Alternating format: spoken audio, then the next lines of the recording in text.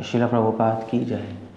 Well, today we are going to discuss a very important topic, and the topic is one simple way, one simple technique, and one simple solution how to attain God. That's a topic. Now, as devotees, we all want to meet God, we all want to see Him. And if you don't want to meet Him and see Him, what devotion doesn't make any sense, by the way.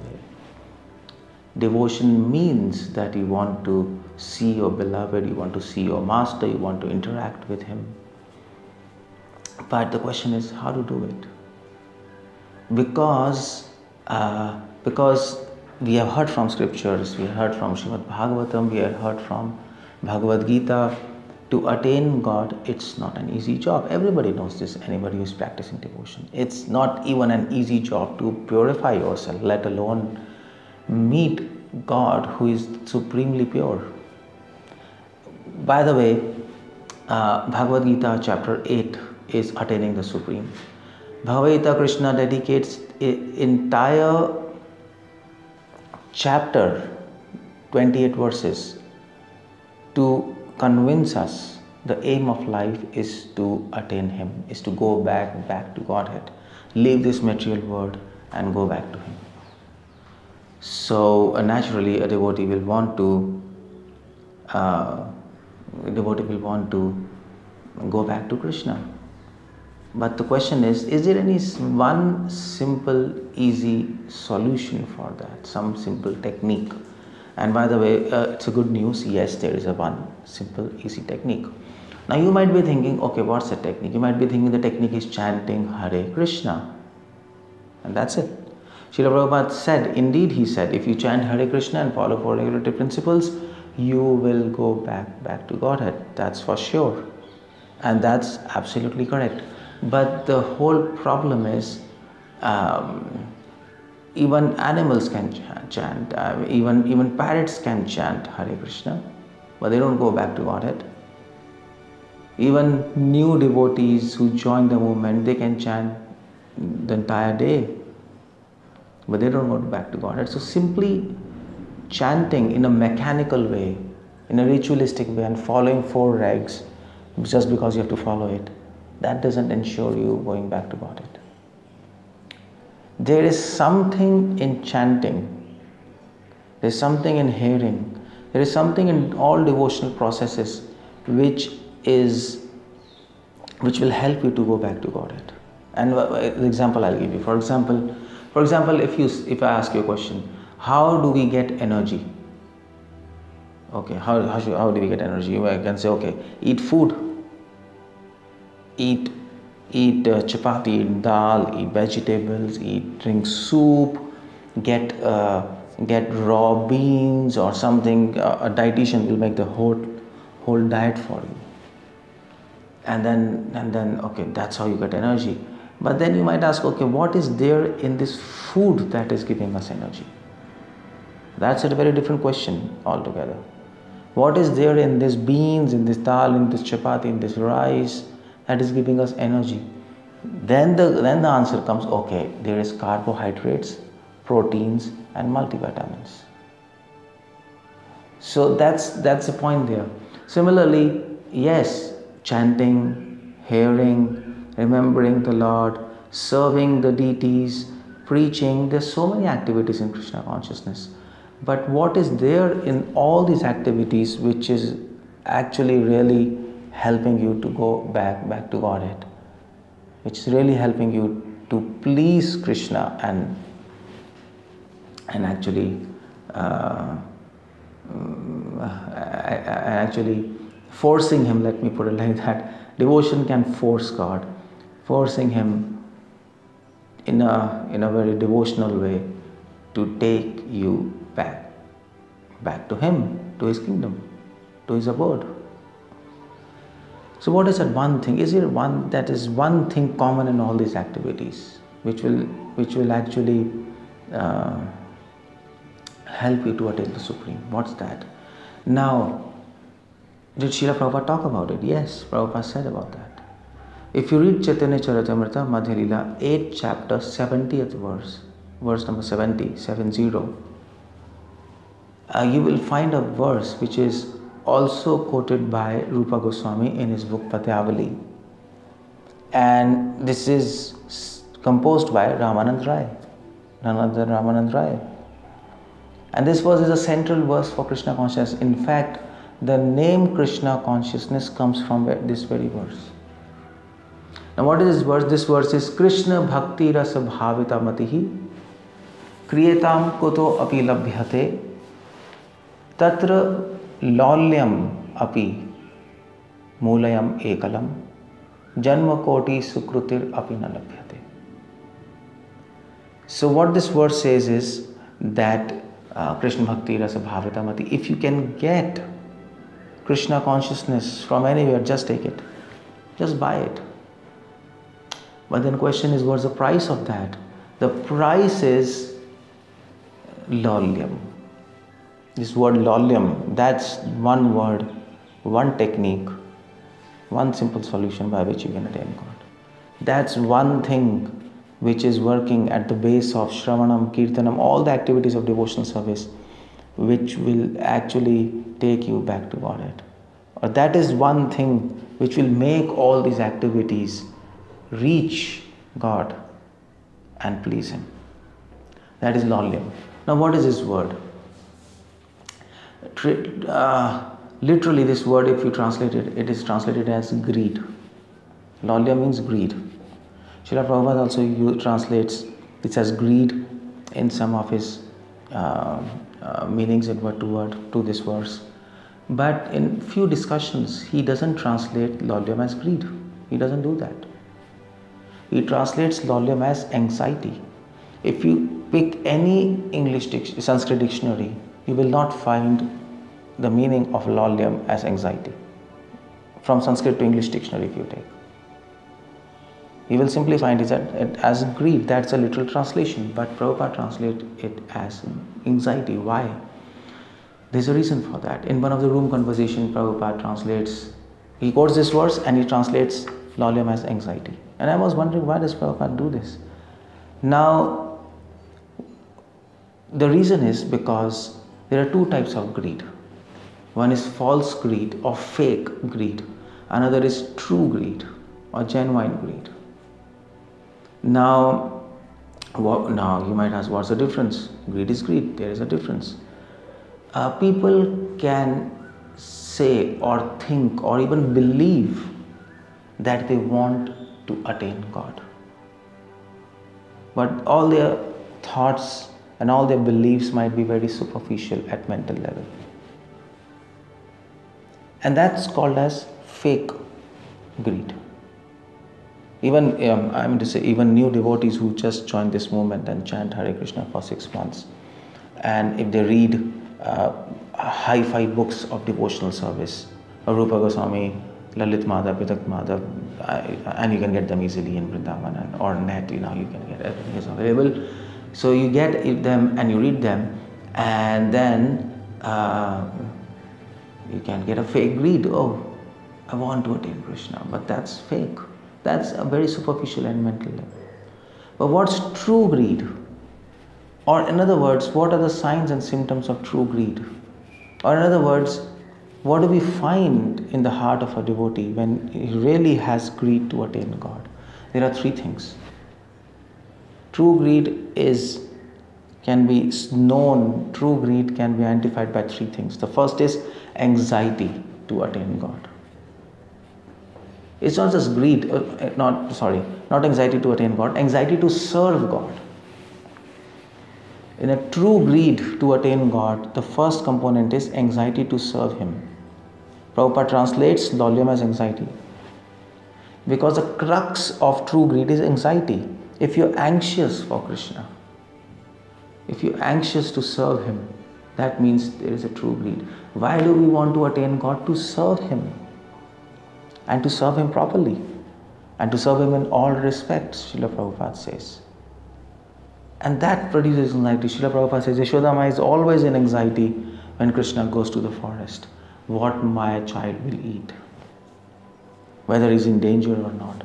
So true greed is actually the sign of true greed, the first sign is anxiety or maybe fear. In fake greed, there is simply happiness. You might feel happy. Oh, I want to attain God. And you feel happy in your mind. But that happiness is very superficial. In true greed, there is happiness, but there is also fear and anxiety in concern with Krishna. And the next item in this true greed is sense control. Sense control. If you have true greed, if you truly want to attain Krishna, then you will not want to attain anything in this material world. That's how we identify whether it's true or fake.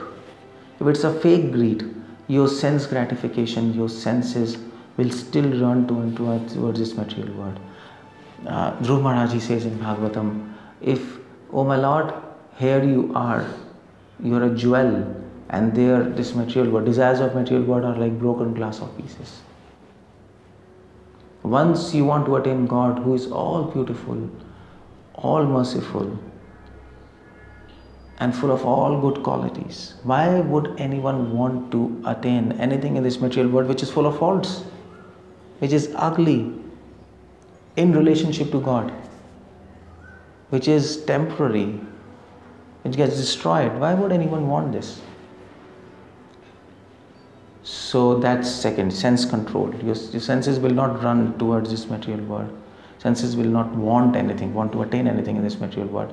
It will be satisfied by experiencing the form and the qualities of God. And that greed to attain Him will destroy all greed to attain anything in this material world.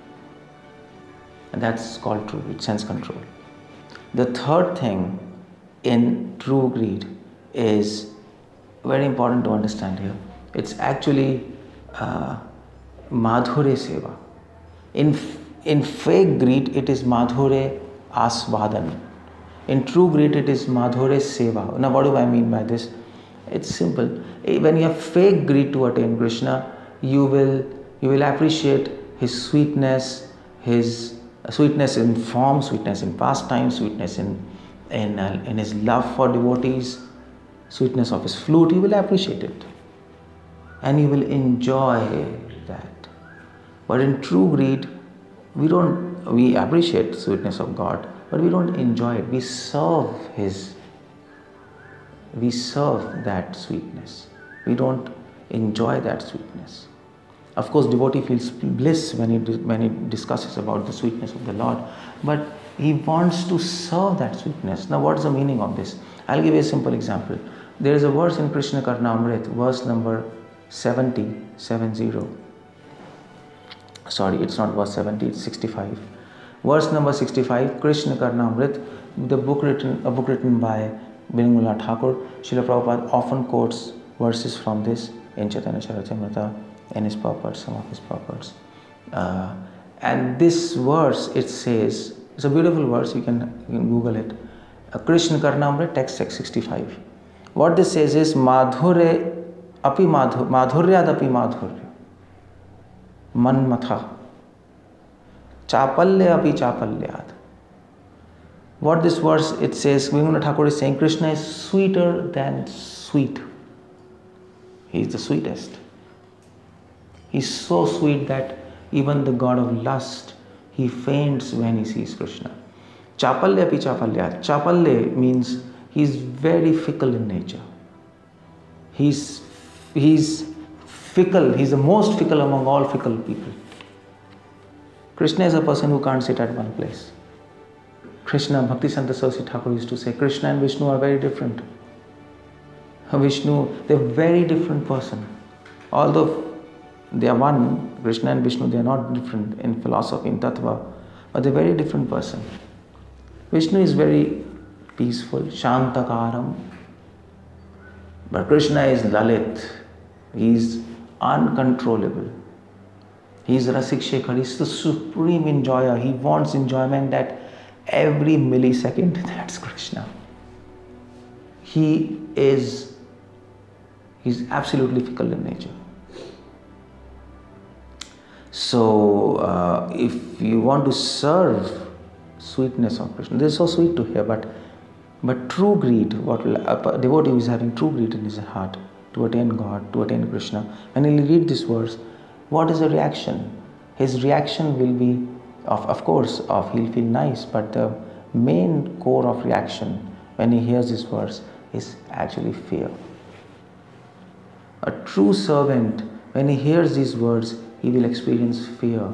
Why? Because his master is extremely fickle.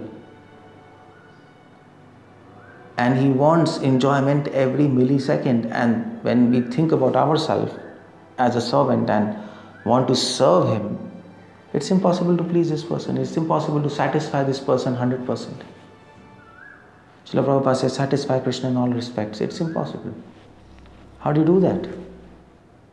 How do you please and satisfy such a person whose desires are unlimited and who can't sit at one place, who can't think one thought? He just keeps on changing his decisions, he keeps on changing his ideas, his actions every moment, and you can't please him. So devotee, as a servant, he fears, oh, I can't please my master, I can't satisfy my master. These are the thoughts when you serve sweetness.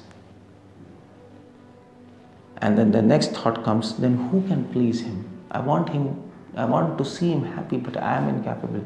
Who can please him? Srimati Radharani.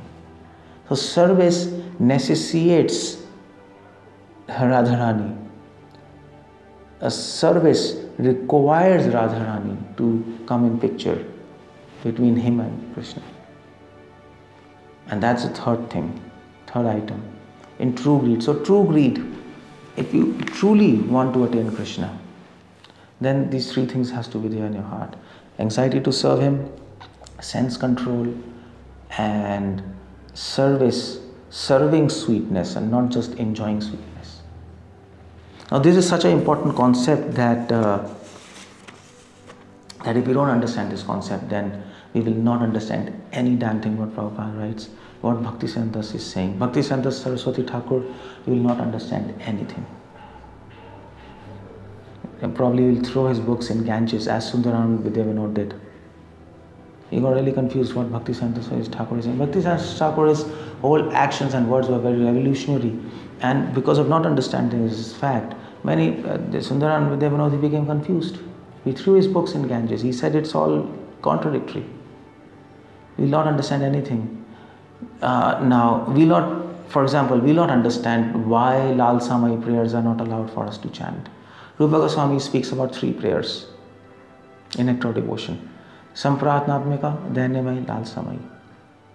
Sampratnatmika prayers are prayers of supplication. Dhanamai prayers are prayers of humility. And Lal Samai prayers are prayers out of greed to attain Krishna. Now, our Acharya says, don't sing Lal Samai prayers now. Why? Because we don't have true greed now. This true greed has to be developed slowly over the years. It has to be earned by developing qualification, by deserving it, by practicing devotional service under strict guidance and hearing from proper source. So that's why they are not there. It's not allowed to sing. That is why, if you understand this concept, you will understand why our Acharya, Srila Prabhupada, Bhaktisiddhanta, they just didn't give us service to Lord. They didn't tell us, you serve Krishna in such and such way. That's already there in scriptures, in Bhagavatam, Chaitanya Charitamrita. What they did, they created such services which produces anxiety to serve in your mind. It produces anxiety. You can serve Krishna in a very peaceful way.